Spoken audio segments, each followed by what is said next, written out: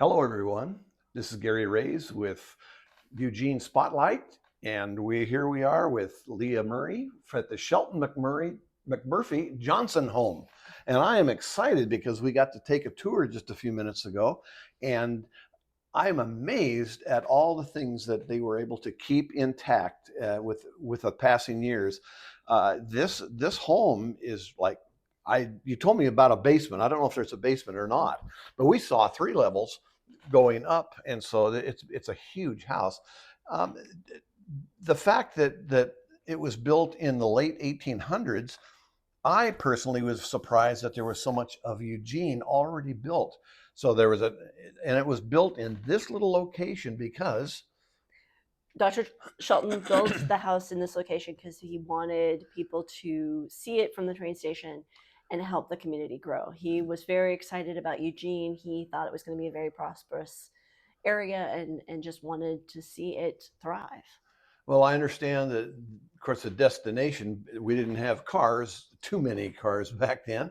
And so people always arrived by train, and this would be one of the very first things they would see. Yes. And it's pretty impressive, I must say. Yes. So I'm thinking, and I think it was doing the research, isn't it like 6,000 or 7,000 square feet? It is 7,000 square feet. 7,000 square foot home. Let's see, at $300 a square foot. People often ask how much it would sell for. And I said, you can't replace it. I can't really put a number on it. Because it's such a unique space for Eugene.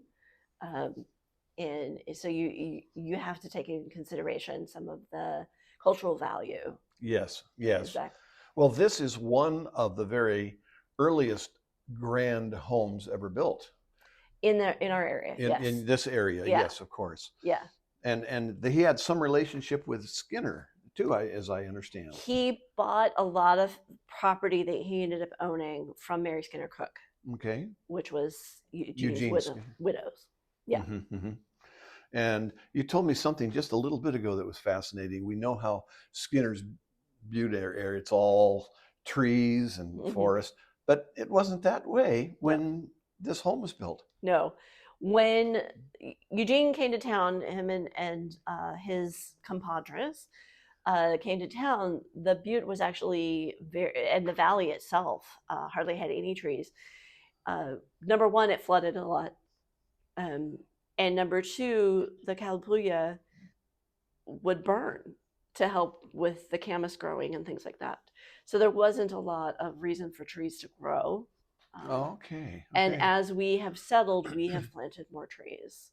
And the trees that you see right up against the house, foundation planting, as it were, those were started by Shelton and then his daughter and son-in-law.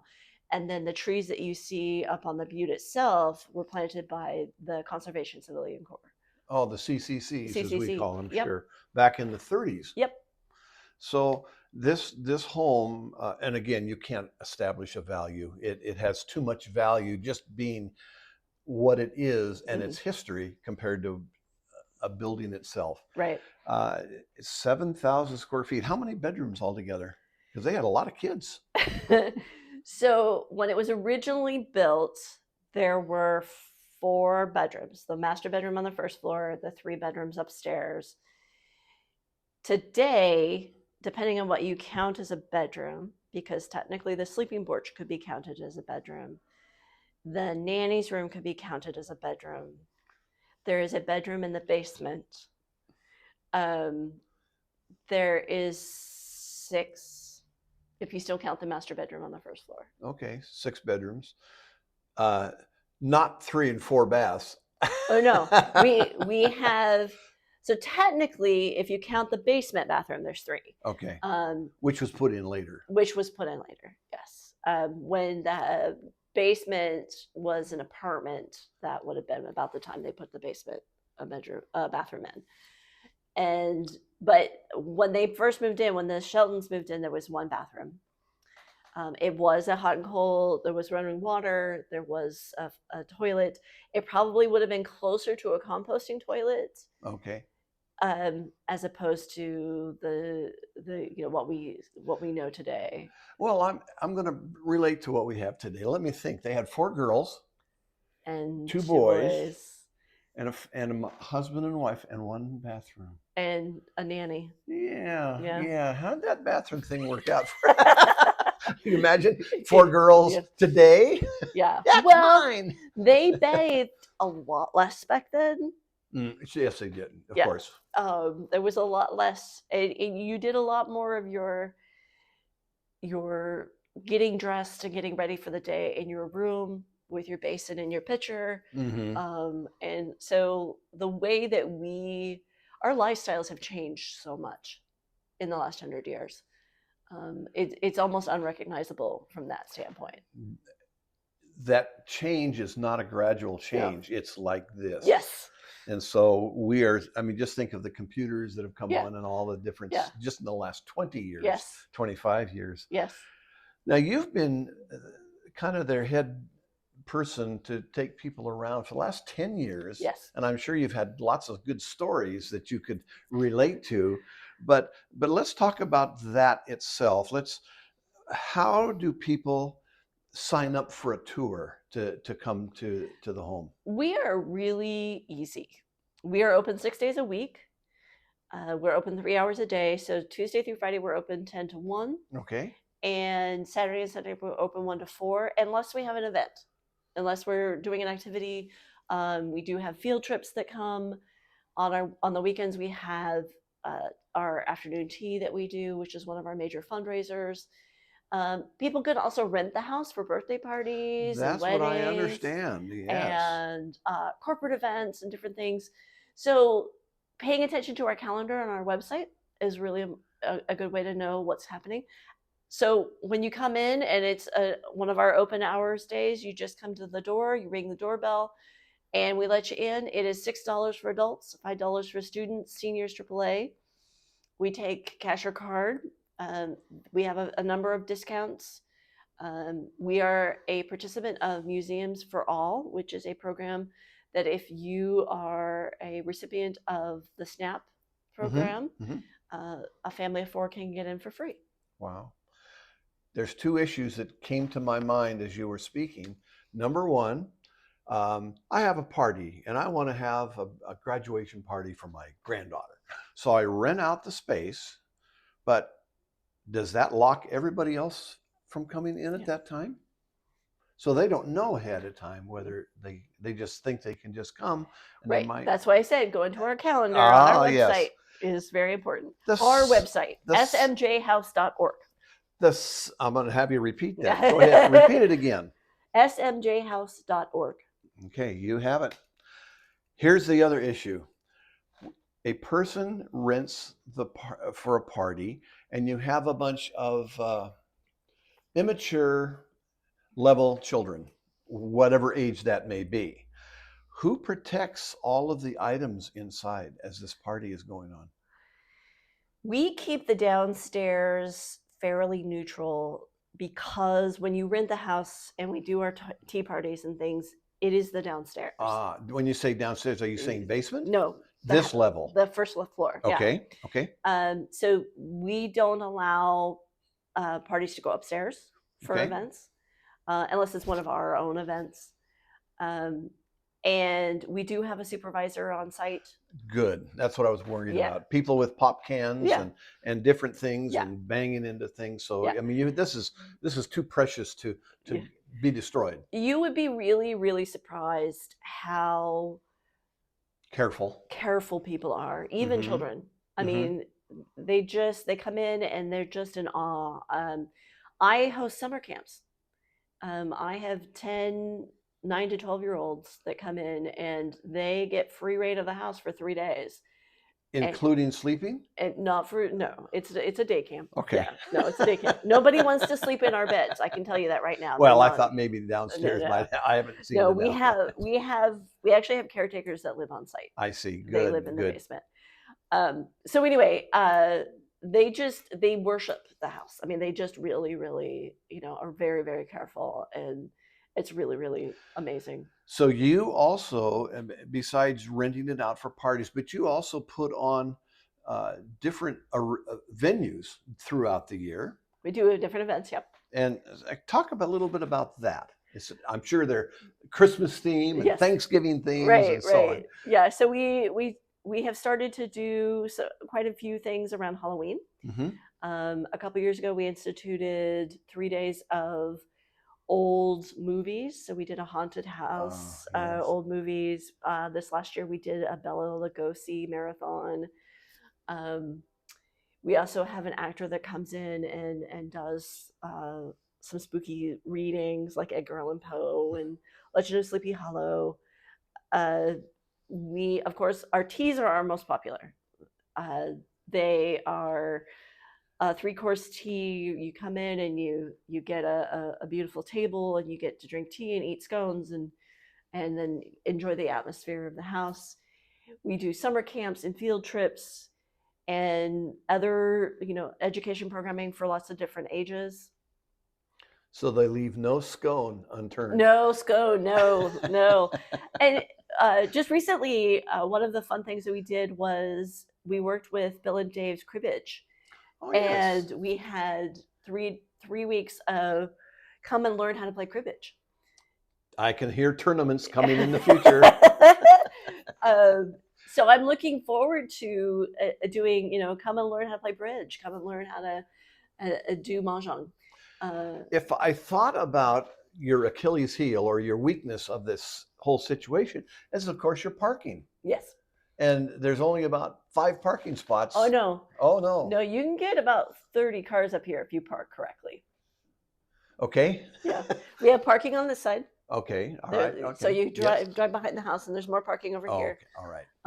And I didn't go behind the house. Yeah, that's right. Yeah. So there is we've gotten about 30 cars up here. Boy, this is just such a nice arena for doing the very things you talk about, whether it's a canasta or cribbage or whatever, little venues that people can bingo. Yeah. Certainly. The one when you were talking about the Achilles heel, our Achilles heel is that we have these little small rooms. Yes. Yes. And so when we're doing events, this is our main room that we do events in. Okay. So when Alistair comes and he's being Edgar Allan Poe, he's over there in the bay window. You can get about 25 people in this room. And that's really just so that it's a space where people can see. You want to be able to see the actor. You want to be able to participate in the event. Sure. Something like bingo, it would be harder. So one of the things that we're working on is we have a capital campaign to create a space outside. Okay. And during the summer times. For summertime, you could pop up a tent and do a little bit on the other end, on each end of the, and that would expand our ability to host about 100 people or more. And we're really excited about that project and being able to bring more people to the house, do things like outdoor movies in the summertime. That's popular. Yeah. And especially for children. Yes. And do more music events. We love to have music events and being able to do some outdoor music events where people can really get into it and have enough people. So we're excited about that future for us. Leah, one thing that I've heard, you're trying to do a fundraiser to improve this facility even more. Can you talk about what that is and how much you're trying to raise?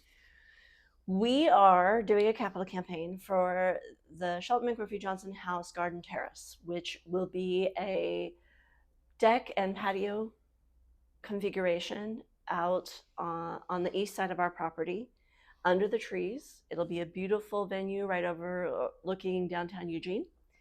It will allow us to go from serving about 50 people to 150 people and expand our ability to have events in the summertime. We do not have air conditioning in here. So after 2 p.m., if it's 90 degrees outside, you don't want to be in here. But outside under the trees, it's beautiful and it's really wonderful. And in the evenings, it would just be a great location for some evening music, some jazz. Oh, that would be, yes. Uh, So if someone wanted to donate, they certainly could go onto the website and Yes. find out how, Yeah. where, and so on. yeah. So there's a website, page on our website, Capital Campaign, Garden Terrace. So it's smjhouse.org/Garden Terrace. And that will tell you everything you ever wanted to know about the Capital Campaign. You are certainly welcome to come and call me, email me, talk to me about if you have any questions, you want a tour of where the location is going to be, and want to learn more about it. I am always happy to talk about it. We are trying to raise $615,000. We are sitting at around $100,000 at the moment. So we are looking for some more. There's naming opportunities. If you're looking to put your name on something in the city, let me know and we'll work something out. I'd put mine on a rock. We have trees, we have benches, we have all kinds of things. So there's lots of opportunities to put your name on something. Well, that's exciting, and the fact that you're already a sixth of the way Yes. there, that's pretty exciting in itself. And you're hoping probably to raise most of this by the end of 2024, I would think. That would be amazing. Yeah, to That's be able great. to plan somebody's wedding next summer, to plan some, a whole summer series of some jazz nights. That would be amazing. Mm-hmm. Oh gosh.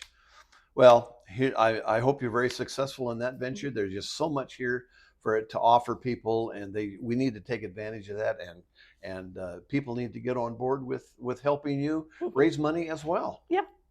Great. So as we're talking, two very wonderful sounds. You hear the train. Yes. And that of course brings the people to Yes. to notice, which is why he built here in the first place. Yes. You hear the train that just came by, and I say it's 3 o'clock because I just heard the grandfather clock go off. Yeah. So it just brings you back to another era. It does. So, well, Leah, I want to thank you for taking the time to talk about this wonderful facility, and maybe the people that watch this video will say, we need to make a visit. Yeah. So anything you'd like to say at the end? Check out our website, smjhouse.org. smjhouse.org. Okay, I talked slowly enough. You could have written that down by now. So there you go. Okay, so until next time, this is Gary Raze again, and we'll talk to you soon. Take care.